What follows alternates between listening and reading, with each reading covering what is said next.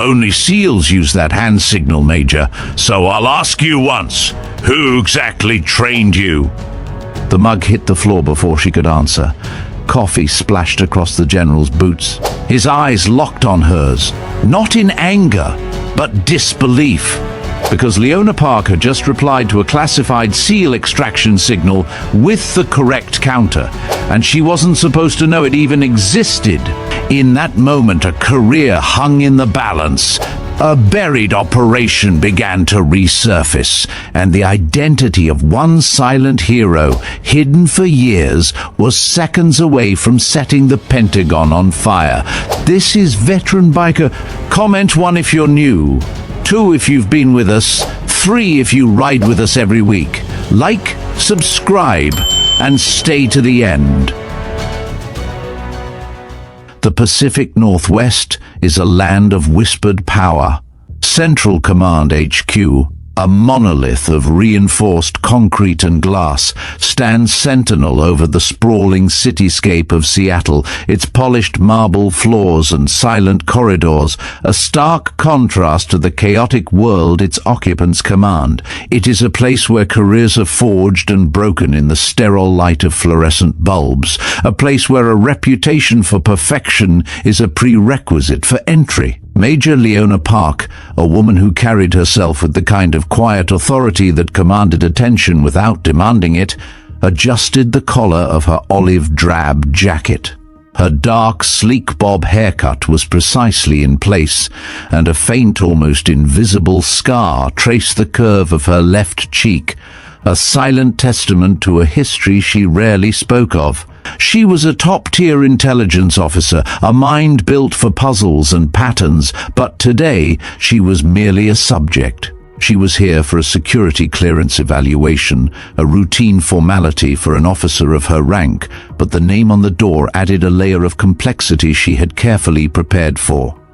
Lieutenant General Mitchell Rourke. The name was synonymous with ruthless brilliance. He was a relic, a man who had clawed his way through the ranks during an era when the rules of engagement were written in blood, not on paper. Whispers in the halls claimed he was more psychologist than general, a master of unconventional evaluations, often using seemingly casual conversations to probe the very limits of an officer's psyche. Some called his methods genius, others a form of intellectual cruelty. Leona, having studied his history, suspected he was both. She took a deep breath, the sterile air filling her lungs, and knocked twice. Her knuckles made a sharp, echoing sound in the silent hallway. "Enter," a gravelly voice commanded from within. The office was exactly as she had pictured it. Not a space for comfort, but a monument to power. A massive mahogany desk, large enough to serve as a command center, dominated the room. Its surface was clean, save for a few meticulously organized folders and a single ceramic coffee mug. The walls were adorned not with art but with commendations, framed photographs of Rourke with presidents and foreign dignitaries, and vintage maps that showed battle lines drawn in forgotten conflicts. The room smelled of old paper, leather, and a faint metallic tang of steel. Behind the desk sat General Rourke himself, a man in his late 50s with hair the color of gunmetal and eyes that seemed to miss absolutely nothing. He was flipping through a file, her file, without looking up. His gaze, even in its absence, felt like a physical presence. "Major Park," he said, his voice a low rumble that filled the expansive room. "West Point, top 5%. Intelligence officer with deployments in a litany of hot zones. Your record is, for lack of a better word, exemplary.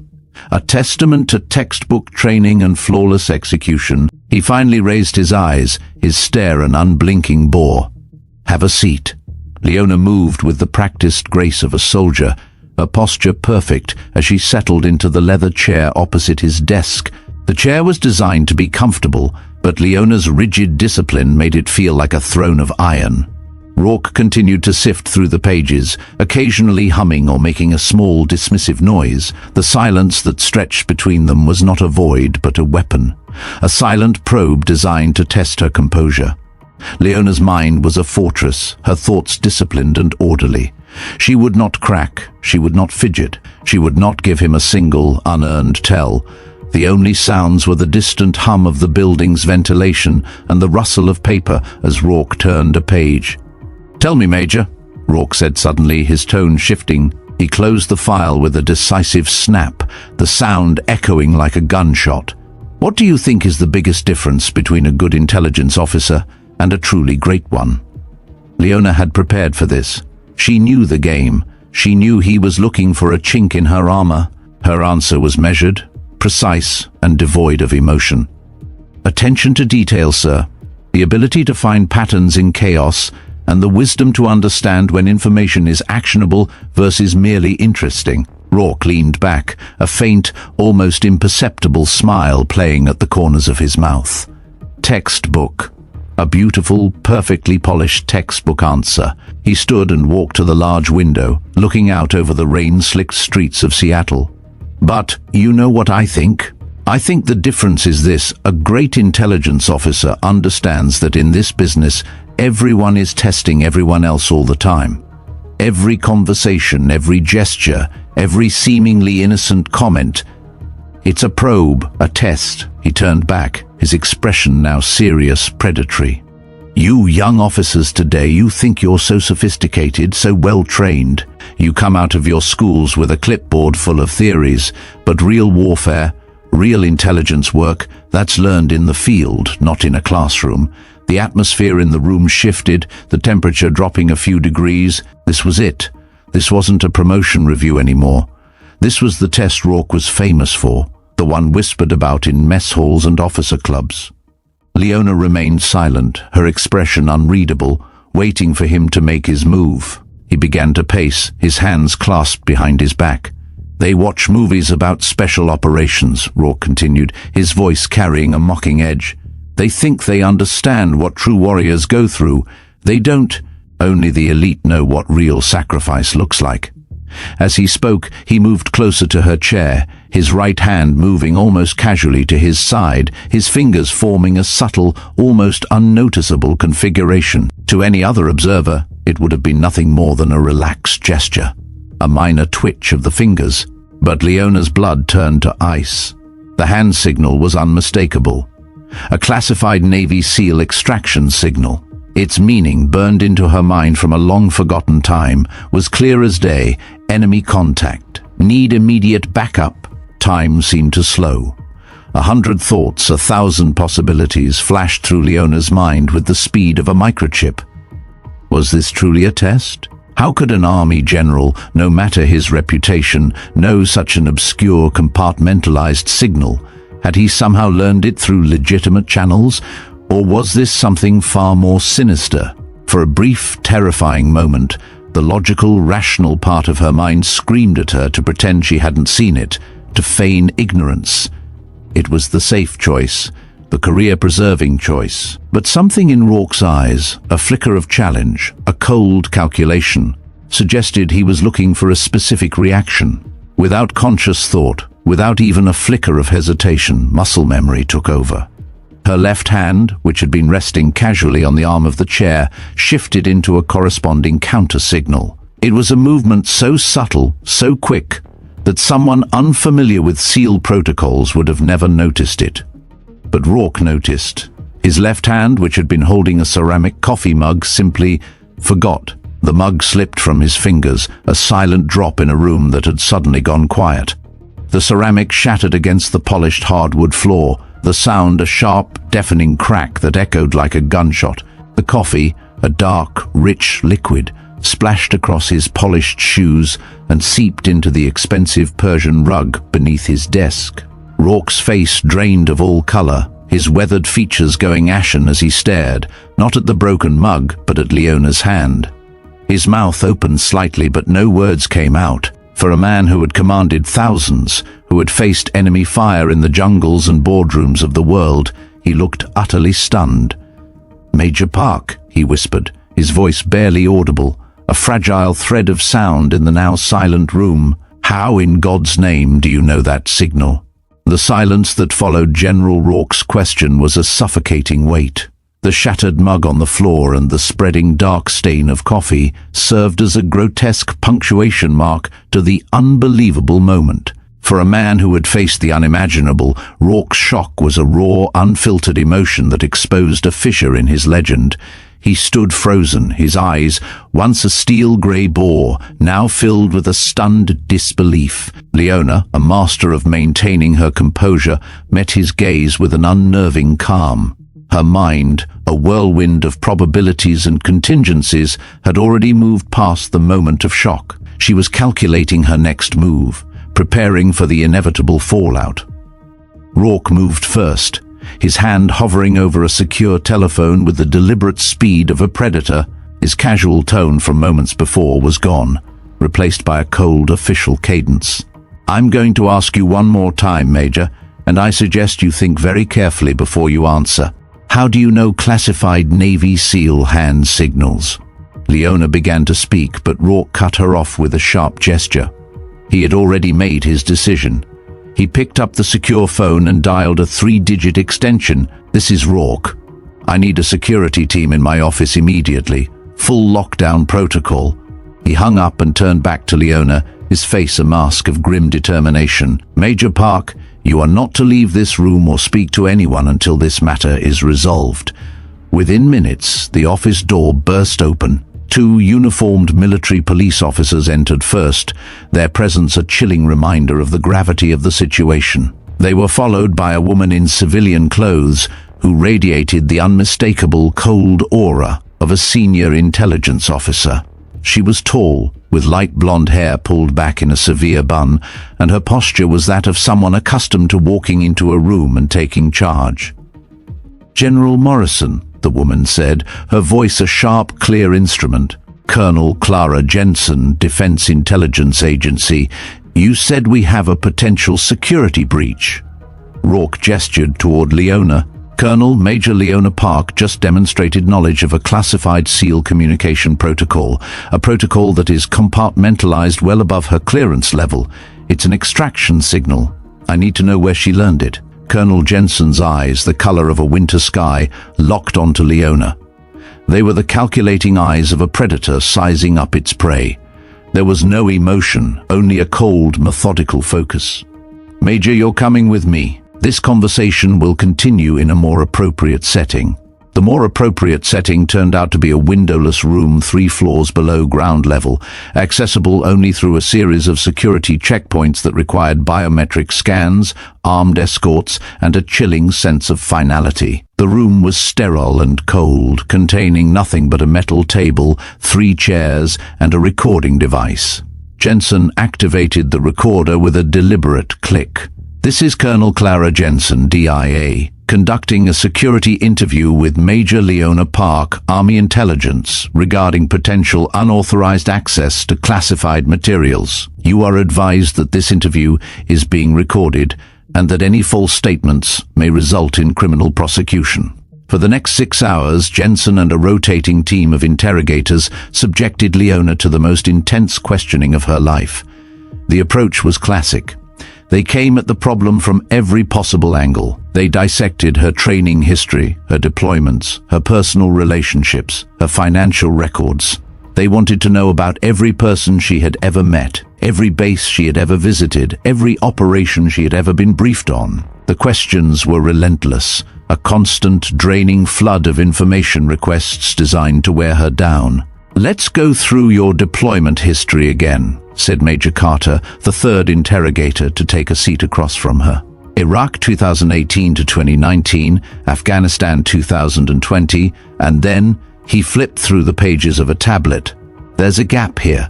6 months where your location is listed as classified assignment. What were you doing during that time?" Leona had answered this question 4 times already. Her voice was steady, calm, a testament to her iron will. "I was assigned to a Joint Intelligence Fusion Center. The location and mission details are classified above my current clearance level to discuss." "That's convenient," Carter replied, a cynical edge to his voice. "A classified assignment you can't talk about, which just happens to coincide with a period when you might have learned SEAL protocols. Don't you think that's a little coincidental?" Leona remained silent, staring at the interrogator with an unreadable expression. Her story was the one she had been briefed to tell, the perfect, unassailable wall of operational security that had protected her for years. But she knew this wall was beginning to show cracks. Colonel Jensen returned to the room carrying a fresh cup of coffee and a thick file folder. She sat down, her movements controlled and precise. "Major, we've been at this for hours, and your story hasn't changed. That's either a sign of remarkable consistency or very, very good preparation." She opened the folder and a new wave of tension washed over the room. "But here's what's interesting. We've contacted every joint intelligence fusion center that was operational during your supposed assignment. None of them have any record of you." Leona felt a cold knot form in her stomach. This was the moment of truth. She maintained her composure, her face a perfect blank. "Ma'am, if the assignment was classified at the level I believe it was, those records might not be accessible through normal channels." Jensen laughed, but there was no humor in it. "Normal channels? Major, I have access to channels that most people in this building don't even know exist. If you were assigned somewhere legitimate, I would know about it. So let's try a different approach. We're not here to break you, we're here to understand. What are you hiding?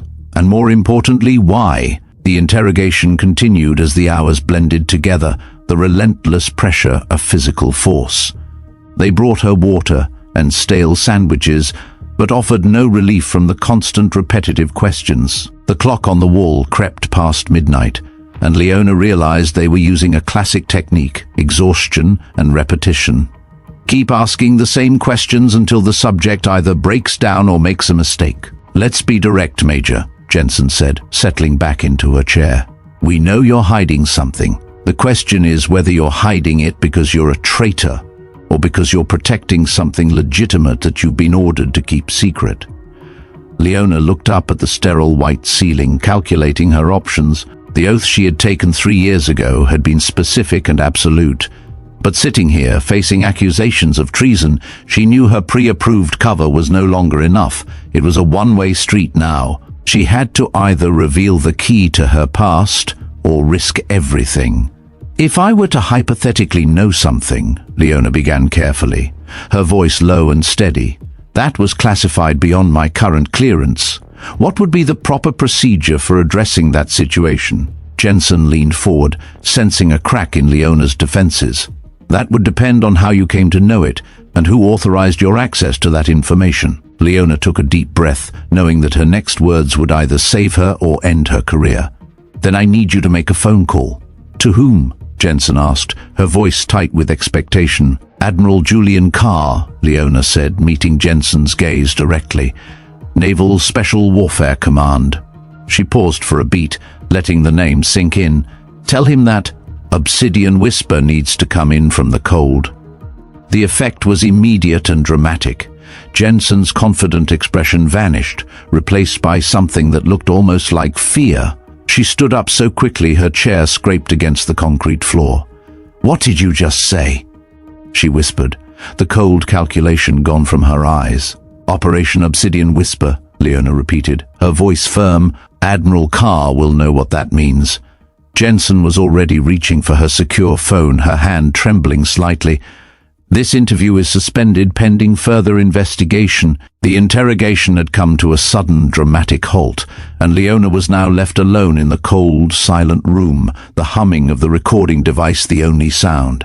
She had just set a chain of events in motion that would either save her or destroy her. The secure phone in Colonel Jensen's hand had seemed to weigh 1,000 pounds. Her confident, predatory demeanor had evaporated the moment Leona uttered the two words, "Obsidian Whisper." The fluorescent lights in the windowless room hummed overhead, casting harsh shadows that made the concrete walls feel even more claustrophobic. Leona watched as Jensen, her face a mask of shock and alarm, paced the small room like a caged animal. The colonel's fingers hovered over the keypad for a long moment before she finally began dialing. "This is Colonel Jensen, dear. I need to speak with Admiral Julian Carr immediately. Priority Alpha clearance." She paused, listening to the response on the other end. "I don't care what time it is. Tell him it's about Obsidian Whisper." The waiting was the hardest part. The minutes stretched into an eternity, each tick of the clock a hammer blow against Leona's exhausted psyche. Her body, trained to endure physical and psychological stress, was now running on fumes. She had played her last card, a high-stakes gamble with her career, her freedom, and perhaps her life. She was no longer fighting against an interrogation. She was waiting to be judged by the architect of the very secret she had spent years protecting. She closed her eyes, the memories of a life that no longer existed, threatening to break through the carefully constructed walls of her mind. Nearly half an hour later, the door burst open with such force it slammed against the concrete wall. Admiral Julian Carr strode into the room. At 65, he was a legend in naval special warfare circles, a man who had commanded SEAL teams in conflicts that officially never happened, in operations that would never appear in any history book. He was still in civilian clothes, a dark suit that suggested he had been pulled from his bed in the middle of the night. His steel-grey eyes swept the room, taking in Colonel Jensen's nervous posture and Leona's exhausted but defiant expression. When his gaze finally settled on Leona, something shifted in his weathered features. It was a flicker of recognition, followed by what might have been relief, or perhaps a deep-seated anger. "Everyone out," Carr commanded, his voice carrying the absolute authority of a man accustomed to being obeyed without question. "Now." "Admiral, this is a DIA investigation," Colonel Jensen began to protest, her voice tight with professional indignation. "Colonel Jensen," Carr interrupted, his tone dropping to a dangerous whisper that was more cutting than a shout, "you are about to stumble into water so deep that your security clearance won't even get you a life jacket. I suggest you and your people take a walk and wait outside." The room cleared in seconds, leaving Leona alone with the Admiral. The air, heavy with unspoken tension, was now thick with history. Carr moved to the recording device and switched it off with a decisive click, then produced a small electronic device from his pocket. He activated it, and a barely audible hum filled the room, a signal jammer that would defeat any listening devices. He then sat down in the chair across from her, his presence filling the sterile space. "Major Leona Park," he said, his voice softer now, devoid of the previous command.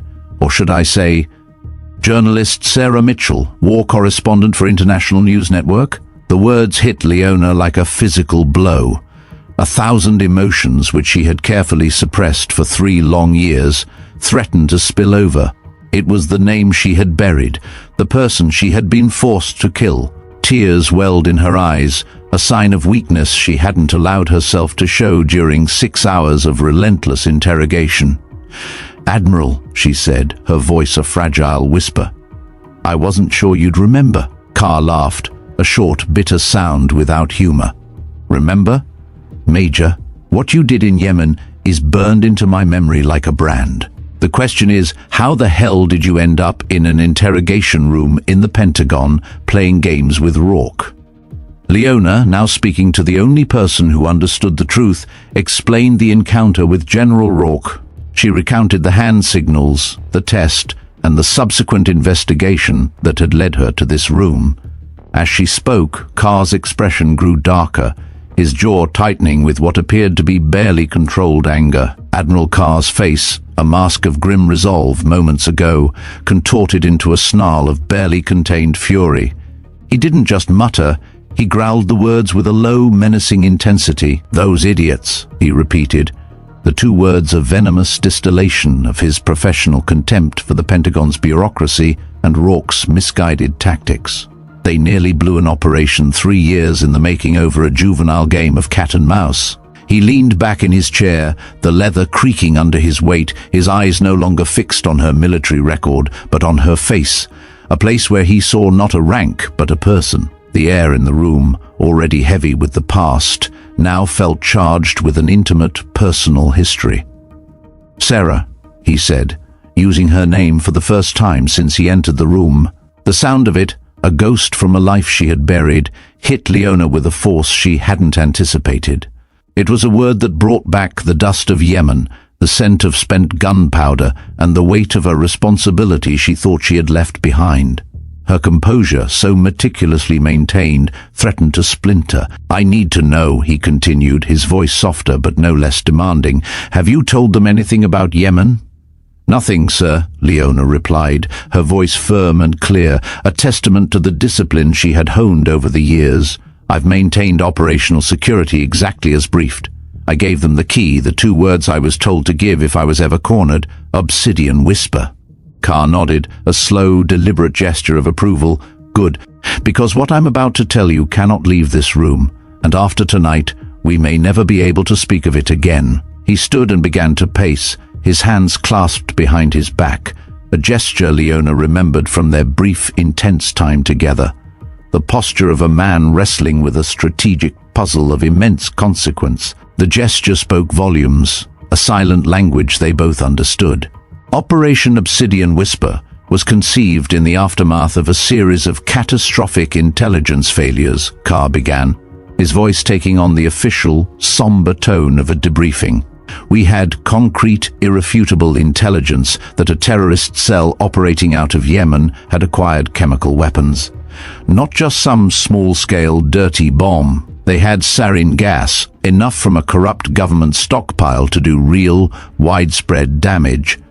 The attack was scheduled to coincide with a major international event on US soil. The intelligence suggested it would make previous attacks look like minor skirmishes. We were looking at a potential body count in the thousands, if not more. We were facing a silent, invisible war, a war that no one could see or track, and a war that would be over before anyone even knew it had begun." The sheer scale of what she had helped prevent, the horrifying details of a mission she had only known in fragments, hit Leona with a sickening force. Her mission wasn't just to save a team, it was to save a city. Leona remembered the tension in the safe house, the constant radio chatter, the way the SEAL team members had checked and rechecked their weapons. The problem, Carr continued, was that this cell had gone completely dark. No electronic communications, no financial transactions. They were using human couriers exclusively, and they'd learned to spot our traditional operatives from a mile away. We needed someone who could get close to them without triggering their security protocols. A war correspondent with legitimate credentials, someone who could move freely through the region and ask questions without arousing suspicion. "That's where I came in," Leona said quietly. "Exactly. What we didn't expect was how quickly you'd adapt to working with a SEAL team. 2 weeks of intensive training at a black site facility that didn't appear on any map. You learned tactical hand signals, radio protocols, extraction procedures. The SEALs were skeptical at first, viewing you as a liability they'd been forced to accept. But you, Major, you threw yourself into that training with a determination that surprised even our best operators. The team leader, Chief Caleb Monroe, said you were the fastest study he'd ever worked with. By the end of the first week, you were communicating with the team like you'd been doing it for years." Leona smiled at the memory of Chief Monroe, a gruff veteran who had initially refused to speak to her beyond operational necessities. By the end of their mission, he had been calling her Doc and treating her like a member of his team. "The insertion went perfectly," Carr said, his voice taking on the cadence of an after-action report. "You established contact with the terrorist cell within 48 hours, gained their trust, and began feeding US intelligence about their planned attacks. For 3 weeks, everything went according to plan." But Leona remembered when everything went wrong, the morning she arrived at the safe house to find it empty, except for a single bloodstain and a hastily scrawled message in Arabic that translated to, "The Americans are here." "The cell had been feeding us false information," Carr continued. "They knew about you from the beginning, and they'd been using you to identify our safe houses. When they finally made their move, they hit 3 of our locations simultaneously. They trapped Monroe's team in a building surrounded by hostile forces." Leona closed her eyes, remembering the panic in Chief Monroe's voice over the radio, the extraction helicopter shot down, and the backup team still hours away. "That's when you made the decision that saved 6 American lives," Carr said softly. "You could have run. You could have maintained your cover and walked away. Instead, you chose to blow your cover and coordinate the rescue operation yourself. Using the terrorist cell's own radio equipment, she had coordinated with American forces while simultaneously feeding false information to the terrorists. She had guided Monroe's team through a maze of hostile territory using hand signals and radio protocols she had learned just weeks before.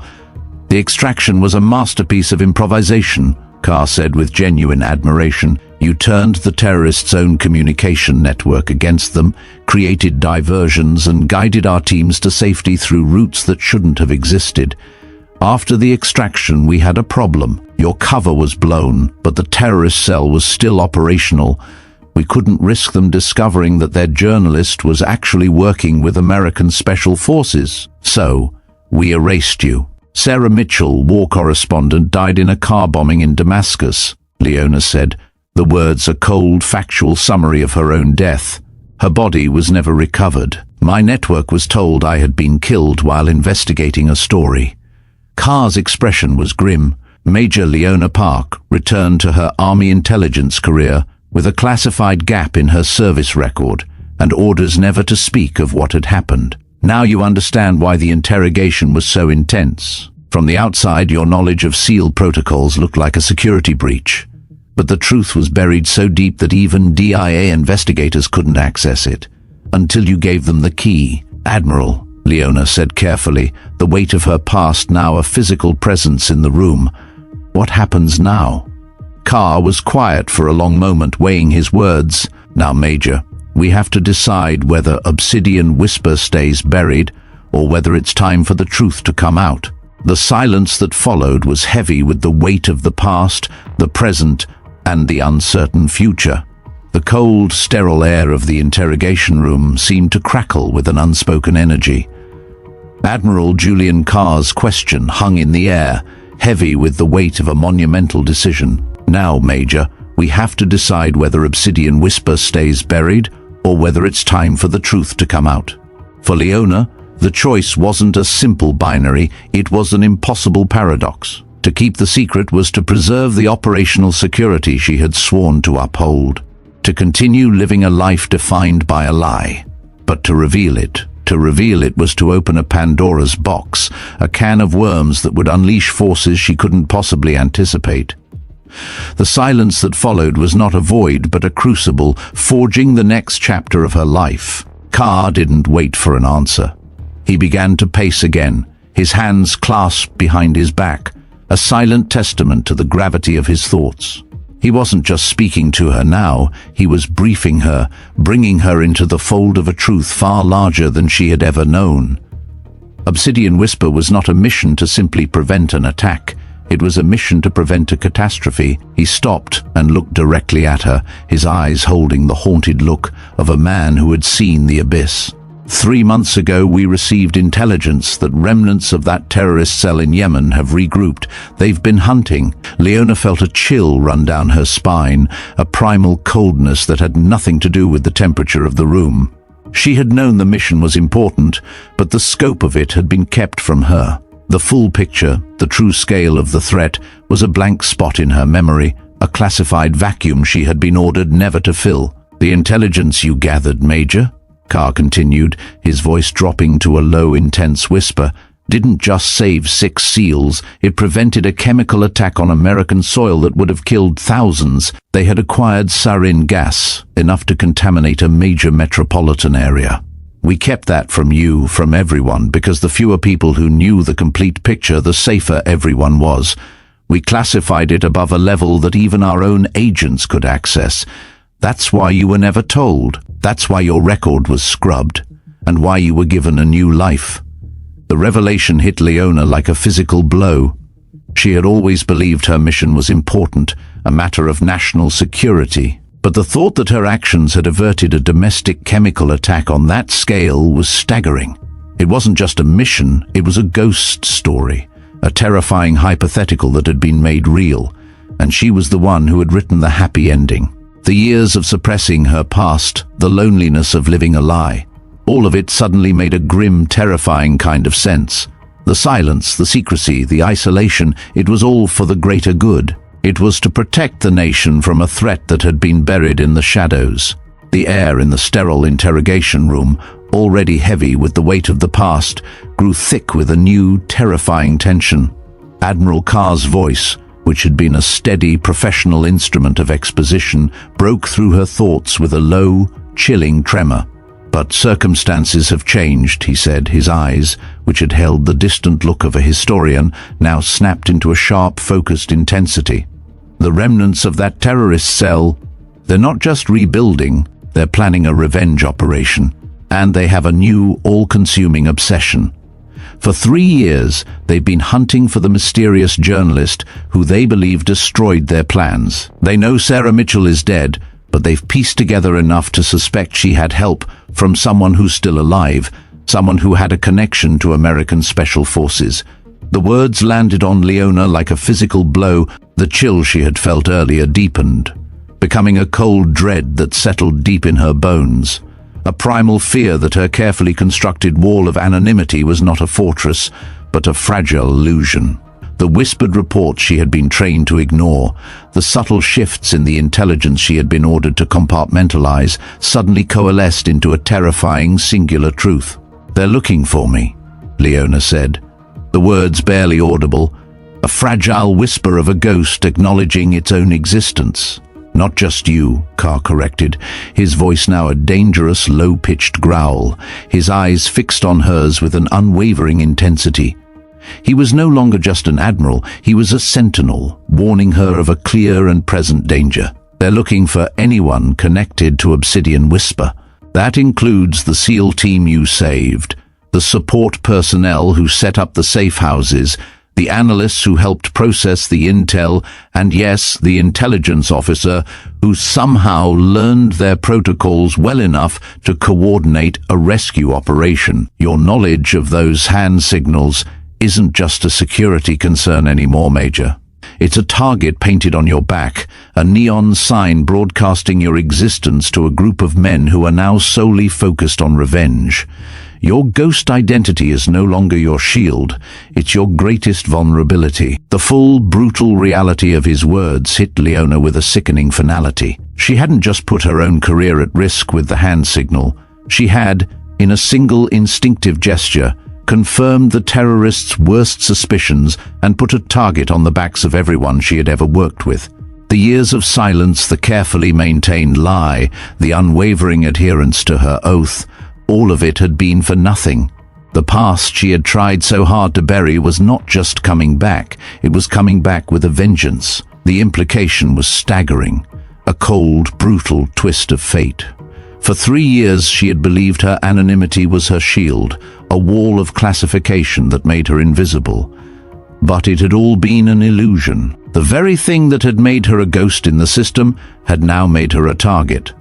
Her careful maintenance of operational security, her unflinching silence during the interrogation, it had all served to confirm the terrorists' worst fears. Her existence, and the fact that she was still a part of the system, had validated their suspicion that they had been betrayed by an insider.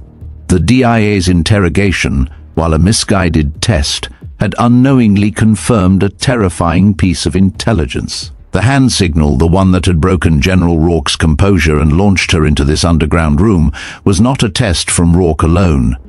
It was an echo of a threat that was coming for her, and for everyone she had ever worked with. The weight of this new truth was immense. Leona realized her decision was no longer just about her career. It was about the lives of Chief Caleb Monroe and the other 5 men she had guided to safety. It was about protecting the legacy of an operation that had saved thousands. Her secrecy, the very thing she had been praised for, had become a liability. Her anonymity was not a protection, it was a ticking time bomb. The longer she remained in the shadows, the more dangerous she became to those she sought to protect. The terrorists would continue their hunt, their search a relentless, methodical process that would eventually lead them to the truth. And when they found it, the fallout would be catastrophic. "What are you proposing?" Leona finally asked, her voice steady despite the turmoil raging inside her. Carr moved to the metal table, leaning forward with his hands planted on the cold surface. "Full disclosure. We bring Obsidian Whisper out of the black. We declassify what we can. We give you the recognition you've earned. More importantly, We put you under the protection of a joint task force that can keep you safe while using your unique experience for future operations. We use you, Major. We weaponize your experience. We let the world know what you did, and we make it clear that you are under the full protection of the United States government." Before Leona could respond, a sharp knock echoed through the room. Carr deactivated the jammer and called out, "Enter." Colonel Jensen stepped in, her earlier confidence replaced by obvious nervousness. "Admiral, I have General Rourke and the Secretary of Defense on a secure video conference. They're demanding an immediate briefing on this situation, and General Rourke wants you to bring Major Park with you." Carr nodded grimly. It was time. He turned to Leona, his expression serious. "Major, what happens in the next hour will determine the rest of your career. It will define the rest of your life. Are you ready?" The question hung in the air, a final challenge, a grim acceptance of her fate. The ghost of Sarah Mitchell was about to step into the light. Her years of silence were over. The quiet life she had built was about to be shattered. The war she had fought in the shadows was about to become very, very public. And she knew with an absolute certainty that chilled her to the bone that the real fight was just beginning. The journey to the secure conference room felt like a walk to the gallows. Leona found herself flanked by Admiral Carr and a visibly nervous Colonel Jensen, moving through corridors that seemed to grow more imposing with each step. The air was heavy, charged with the kind of silent dread that precedes a storm. This wasn't just a meeting, it was a reckoning. She was no longer a major under suspicion, but an exhibit, the living proof of a secret that had been carefully buried for 3 years, a secret that had now been thrust onto the table of the highest echelons of military power. The fluorescent lights glinted off the polished floors, and the rhythmic thump of their footsteps was the only sound in the somber march toward a destiny she had no control over. The conference room they entered was a testament to American military might and technological prowess. The walls were not lined with commendations, but with secure communication equipment, multiple screens displaying classified information, and a large table that had hosted decisions affecting global security for decades. General Rourke was already seated at the table, his earlier shock replaced by a grim determination. His eyes met Leona's for a brief moment, and she saw not the cunning predator from his office, but a man wrestling with a profound professional and personal reassessment. On the main screen, the face of Secretary of Defense Robert Williams appeared via a secure video link, his expression unreadable, a stone-faced arbiter of fate. Leona recognized 2 other figures in the room, General Patricia Hawkins, Chairman of the Joint Chiefs of Staff, a woman whose reputation for surgical precision in strategic planning was legendary, and Director Michael Vance of the Defense Intelligence Agency, whose gaze was as cold and calculating as Colonel Jensen's. "Admiral Carr," Secretary Williams began, his voice devoid of preamble, "I understand we have a situation that requires immediate clarification. Please proceed with your briefing." Carr nodded grimly and activated a presentation system. The room's multiple screens instantly filled with a cascade of classified documents, satellite imagery, and operational timelines. The voiceover began, and Leona felt herself a ghost watching her own history unfold. "Mr. Secretary General's Director," Carr's voice was a steady professional instrument.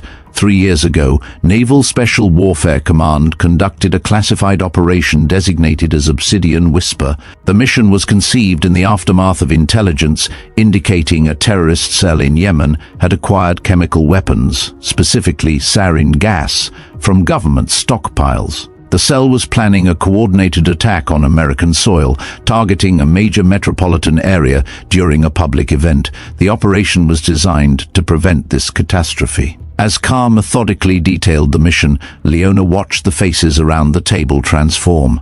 Skepticism morphed into amazement, and amazement into a profound sense of awe and gravity.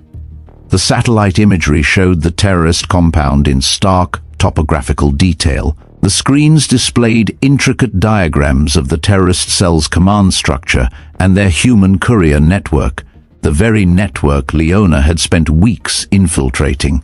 The officials, seasoned military leaders who had seen everything, were captivated by the sheer audacity and scale of the operation. Carr's voice continued, a monotone narration of a desperate, high-stakes game. He explained how they needed an embedded asset, someone who could operate in a world without digital footprints. He explained why they chose Sarah Mitchell. The operation was successful beyond our most optimistic projections, Carr continued, his voice rising slightly, a hint of pride in his tone. The terrorist cell was neutralized, the chemical weapons were secured, and American lives were saved. However, the operation required the participation of an individual whose involvement had to remain classified for operational security. This individual volunteered for an assignment that required her to assume a false identity, infiltrate a terrorist organization, and coordinate with a SEAL team using protocols she learned in just 2 weeks of training. The screens flashed and a new element appeared. The grainy black and white footage of a SEAL team's helmet cam began to play. The shaky video showed a dark, hostile maze of alleyways and crumbling buildings. Over the radio, a voice, a female voice, Leona's voice, but younger, more frantic, crackled with a chilling professional calm. "Bravo team, move to checkpoint 5. Diversion Alpha is live. The enemy is moving north. Do not engage. Repeat, do not engage." The footage showed the team leader, Chief Monroe, making subtle, almost imperceptible hand signals in response. Then the video shifted to a drone's perspective, a high-altitude shot of the city, and a small lone figure moving through the chaos, a tiny silhouette on a rooftop. The radio voice continued, "2 hostiles on your 6. Take the lower path. I'm rerouting their patrol." The officials at the table, who had only heard whispers of Leona's courage, were now watching it unfold in real time. The radio transcripts flashed on a side screen, revealing her voice coordinating the rescue operation with a precision that impressed even these seasoned military leaders. General Hawkins leaned forward, her expression a mix of awe and disbelief. She was guiding them through a city they didn't know, in the middle of a live engagement using a communication network she hijacked from the enemy. Her voice, normally an impassive instrument of command, held a note of genuine shock. "That is correct," General Carr confirmed. "She didn't just save 6 SEALs, she turned the terrorists' own communication network against them, created diversions that split their forces, and guided our teams to safety through routes that, by all accounts, shouldn't have existed." Her performance was exceptional by any measure. Secretary Williams, who had been silent and unmoving, finally spoke. His eyes, fixed on Leona through the video link, held an intense, penetrating gaze. "Major Park, why didn't you reveal this information during your interrogation?" Leona stood at attention, her posture perfect, her voice steady and clear. "Sir, I was bound by operational security protocols that prohibited disclosure without proper authorization. I maintained those protocols until I was certain that revealing the information was necessary to prevent a greater security breach. I provided a code to Colonel Jensen, a code that was given to me for this very purpose, Obsidian Whisper." Director Vance spoke for the first time, his voice a low growl. "Admiral, what's the current threat assessment regarding this operation? Why is this being brought to us now, 3 years later?" Carr's expression darkened. "Intelligence indicates the terrorist elements from that cell are actively seeking revenge against Ghostwalker participants. They believe Sarah Mitchell is still alive and has a connection to American Special Forces. Major Park's knowledge of SEAL protocols, while legitimately acquired, makes her a target. She is not just a breach of security, she is a beacon. We need to bring her under protective oversight while utilizing her unique experience for future operations." The room fell silent as the implications sank in. The weight of the decision settled on the shoulders of the officials, a burden of life and death, of secrecy and transparency. Leona realized that her life had just been fundamentally altered by forces beyond her control. The secret she had carried for 3 years was now the subject of discussion at the highest levels of American military leadership. General Hawkins was the first to speak. "Admiral, what are you recommending?" "I'm recommending that Major Park be assigned to a new joint task force focused on counter-terrorism operations in the Middle East. Her experience with both conventional intelligence work and special operations makes her uniquely qualified for this role." Additionally, the assignment would provide the security oversight necessary to protect her from potential retaliation. Leona's heart pounded a frantic rhythm against her ribs. This was it, the moment of her hard decision. The choice between disappearing back into the shadows of anonymity or stepping into the stark, dangerous light of truth was being made for her. She wasn't an active participant anymore. She was a subject, a living piece of evidence in a deliberation of immense consequence. The choice had been taken from her, and in its place was the profound, terrifying reality that her life would be forever changed by the outcome of this meeting. The weight of her new responsibility, the implicit choice to risk her life to protect others, settled on her shoulders with the force of a physical burden. On the main screen, Secretary Williams's expression remained unreadable, a stone-faced arbiter of fate. "General Rourke," he said, his voice cutting through the tension in the room, "what is your final assessment of Major Park's performance and reliability, given your initial encounter with her?" All eyes in the room, both those present and those watching on screen, turned to Rourke. He was the final voice, the last piece of the puzzle. Leona watched him, and in his eyes, she saw something that hadn't been there during their first encounter. It was no longer the cunning of a predator or the shock of discovery. It was respect, a deep, professional admiration that had been earned through her silence and resilience. He looked directly at Leona, a silent acknowledgement of their game of cat and mouse, and then turned his gaze back to the screen. "Mr. Secretary," Rourke began, his voice devoid of any pretense, "Major Park demonstrated exceptional operational security under the most intense pressure. Her knowledge of classified protocols, while initially concerning, appears to have been legitimately acquired through official channels for a mission of the highest importance. She is, without question, an officer of unimpeachable integrity and profound competence. I not only recommend approval of Admiral Carr's proposal, but I also endorse her without reservation for any mission deemed critical to national security." With Rourke's powerful endorsement, the final piece of the puzzle fell into place. Secretary Williams gave a sharp, decisive nod. "So be it. The proposal is approved."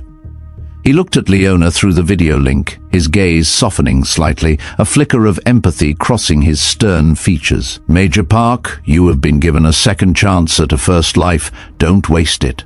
The screens went dark, and the weight of his words, of the decision made, settled on Leona. Her ghost life was over. Her real life, a life of duty, danger, and a newfound purpose, was just beginning. The meeting ended, the screens went dark, and Leona was left with the profound, unsettling sense of a chapter ending. She had survived the ordeal, her secret was out. Her ghost was no longer in the system, it was now a recognized, living, breathing asset. Her future was no longer an endless loop of silence and secrecy, but a clear and terrifyingly dangerous path forward. The signal she had given in that office had not just saved her, it had changed her life forever. The next morning, the sterile coldness of the interrogation room was replaced by the hushed solemnity of a smaller, more intimate Pentagon conference room. The atmosphere was different, not charged with suspicion and power plays, but with a quiet dignity and a sense of shared, weighty purpose. It was a place for closure, for a truth that was too profound for public record. Present were Admiral Carr, a weary but resolute figure, General Rourke, whose expression now held a profound, humbling respect, and Colonel Jensen, whose sharp edges had been softened by the previous night's revelations. But a different kind of energy filled the room with the arrival of a new figure, Chief Petty Officer Caleb Monroe, the team leader from Operation Obsidian Whisper. He had flown in from Virginia Beach overnight, and his presence, with his broad shoulders and no-nonsense demeanor, was a tangible reminder of the world Leona had left behind.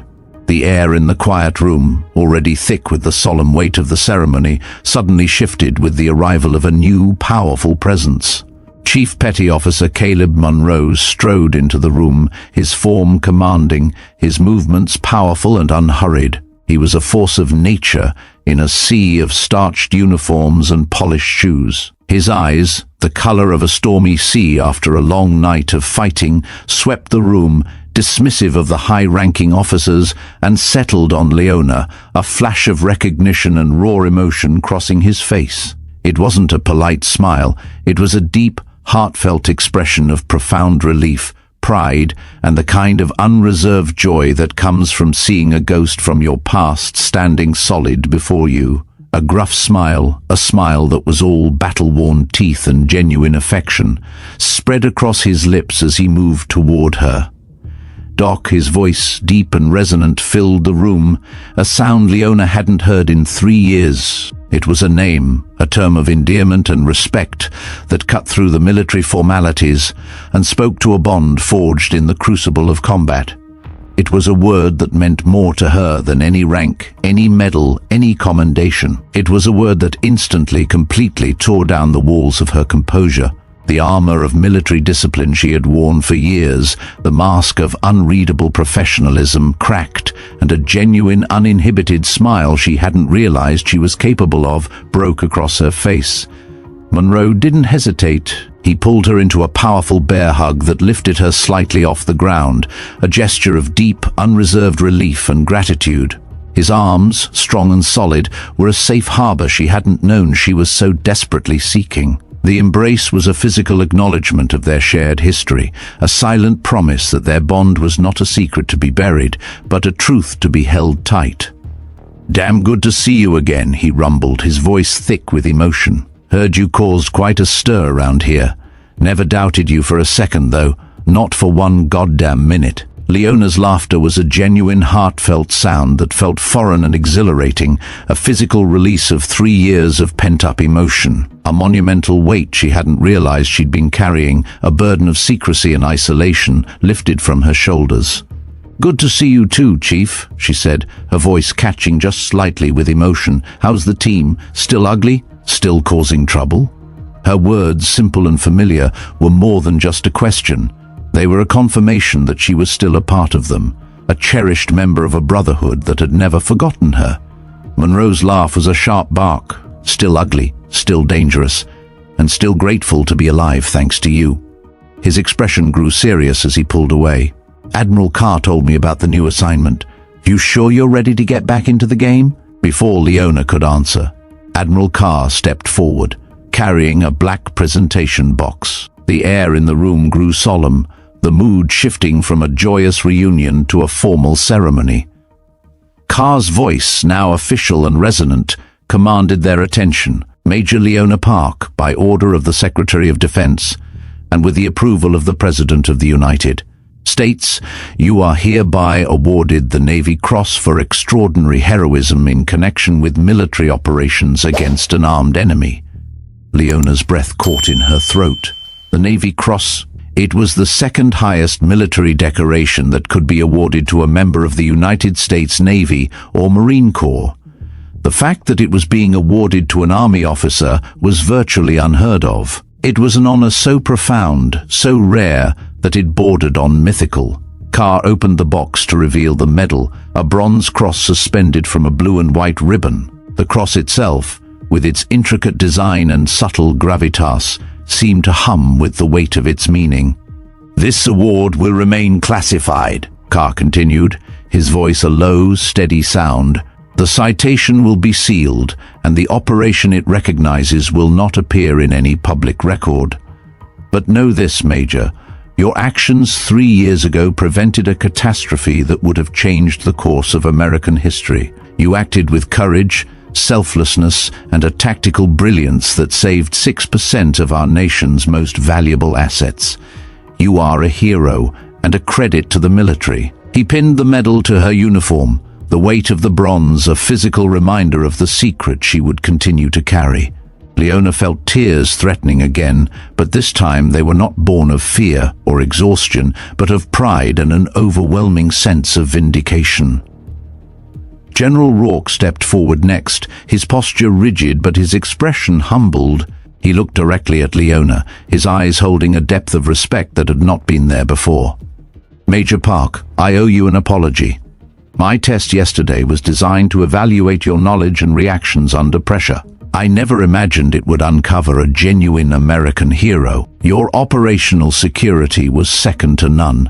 I stand corrected, and I recommend you for any mission, no matter how impossible." The words were a powerful testament to her ordeal, a final public acknowledgement that she had not only passed his test, but had done so while protecting a truth far greater than his comprehension. Leona simply nodded, a silent acceptance of his apology. Colonel Jensen, who had spent the previous day trying to break her, now extended her hand with genuine respect. Her voice, though still professional, held a new warmth. "Major, I've been in this business for 15 years, and I've never seen operational security maintained under that level of pressure. It was impressive. Your professionalism under fire is something I'll be teaching my people for years to come. I'm sorry for what you had to endure." Leona took her hand, a brief handshake that marked the end of their confrontation and the beginning of a new professional relationship built on respect rather than suspicion. The air of reconciliation filled the room, a quiet, unspoken understanding that everyone present was now part of a shared secret. Admiral Carr cleared his throat, bringing the proceedings to a close. "Major, your new assignment begins Monday. You'll be working with a joint task force that includes elements from all branches of the military and several intelligence agencies. Your experience with both conventional intelligence work and special operations will be invaluable. You are no longer a ghost in the system. You are a key asset." As the ceremony concluded and the participants began to file out, Chief Monroe lingered behind. He reached into his pocket and pulled out a small metal object. "Doc, I got something for you," he said, his voice quiet, his eyes serious. It was a SEAL Team Challenge coin, worn smooth by years of handling. "This belonged to Petty Officer Riley Chen," Monroe said softly. "He was the youngest member of our team in Yemen. Kid was scared out of his mind during that whole operation, but your voice on the radio, it kept him calm. He wanted you to have this, but we couldn't contact you after the mission was classified." Leona took the coin, feeling its weight in her palm. "Where is Martinez now?" Her voice was a soft whisper. Monroe smiled, a genuine fatherly expression. "He's a chief petty officer now, married with 2 kids, stationed in San Diego. Still talks about the mysterious journalist who saved his life." His expression grew serious. "Doc, what you did over there, it mattered. Not just the mission, but the way you took care of us. You became part of the team. And SEALs, we don't forget our own." The coin, a small piece of metal, held more meaning than the Navy cross now pinned to her uniform. It was not a classified honor, it was a personal one. It was a silent promise, a symbol of a bond that would never be broken. She was no longer just Major Leona Park, Army intelligence officer with a mysterious gap in her service record. She was a SEAL Team sister, a ghost in the system who had saved their lives, and she was finally, truly seen. The final handshake, the last words of gratitude from Chief Monroe, faded into the quiet hum of the Pentagon's inner workings. Leona was left alone in the small conference room, the weight of the Navy cross a new, unfamiliar sensation on her uniform. It was a cold, heavy piece of metal, but it felt warmer than any decoration she had ever worn, for it was not a reward for a simple act of bravery. It was a tangible acknowledgement of a truth that had been carefully buried, a truth that had now been resurrected. In her palm, she held the challenge coin, worn smooth by years of handling, a stark contrast to the pristine medal on her chest. The medal was a symbol of her valor in the eyes of her nation. The coin was a silent, personal promise, a testament to a brotherhood forged in the fires of a forgotten mission. One was a public honor, albeit a classified one. The other was a private, sacred bond. She stood for a long time, the silence of the room a welcome blanket after the emotional turmoil of the past 24 hours. Her mind replayed the events, a dizzying, surreal sequence that had started with a subtle hand signal in an office and had culminated in a private ceremony with the highest-ranking officers in the country. She was no longer just Major Leona Park, Army intelligence officer. She was a ghost who had come in from the cold, a hero whose actions were now known, and a sister to 6 men who were still alive because of her.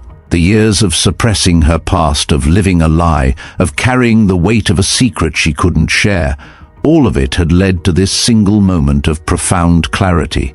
The quiet, anonymous life she had built was over. A new, more dangerous, but ultimately more authentic life was about to begin. She walked out of the conference room and into the Pentagon's inner corridors. The journey was different. The corridors, once a labyrinth of sterile intimidation, now seemed like a familiar path, the echoes of her footsteps no longer a sound of dread, but of purpose. The military police, who had once been an ominous presence, now offered her respectful nods, their gaze holding a subtle deference that spoke volumes. The Pentagon, that colossal fortress of secrets and power, no longer felt like a prison. It felt like a home, albeit a very strange one. Leona emerged from the building and into the late afternoon daylight.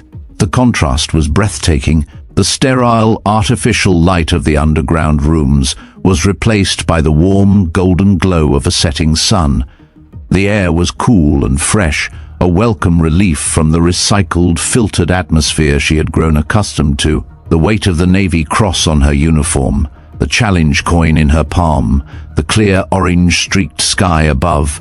It was all a profound physical manifestation of a truth she could finally, for the first time in 3 years, be proud of. The faint, almost invisible scar that traced the curve of her left cheek, once a painful reminder of her 2 separate lives, now felt like a badge of honor, a mark of the past and the present finally, truly merging into one.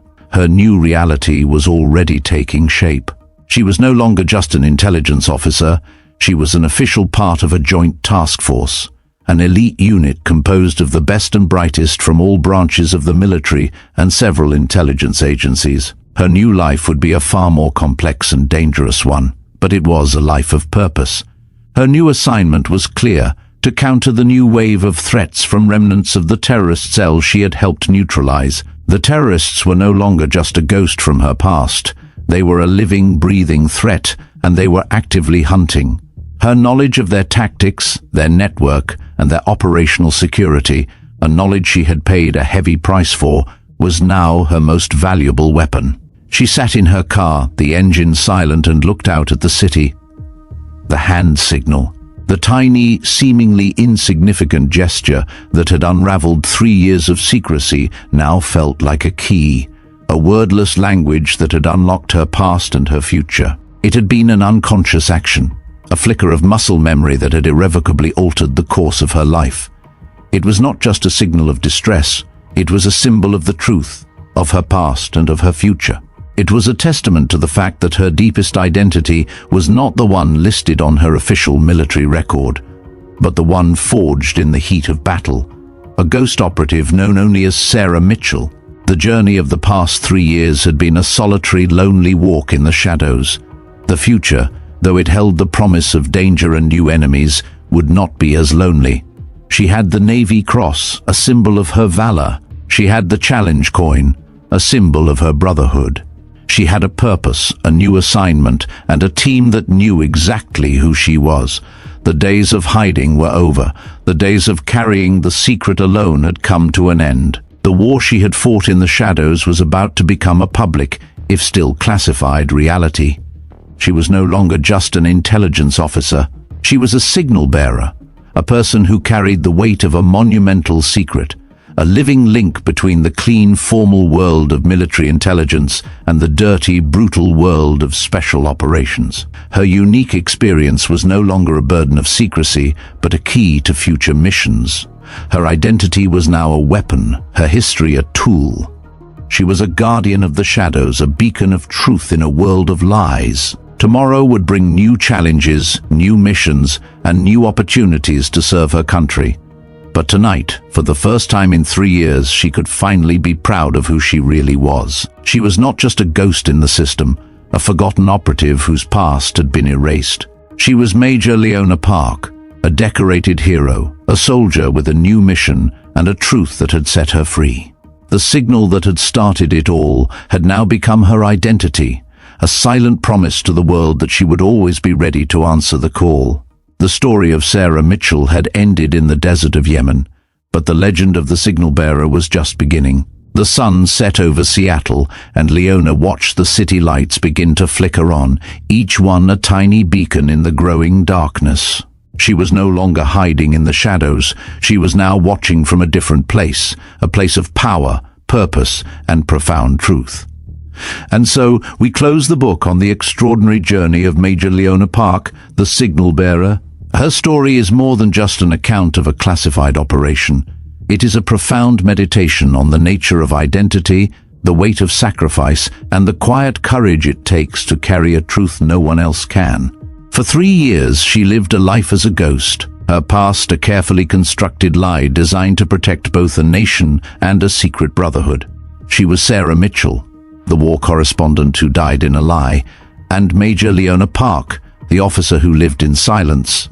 But in the quiet moments of an interrogation, she made a choice to bridge those two lives, to bring a ghost in from the cold and, in doing so, to finally see herself for who she truly was. Her journey reminds us that heroism is not always a loud public act celebrated in parades and headlines.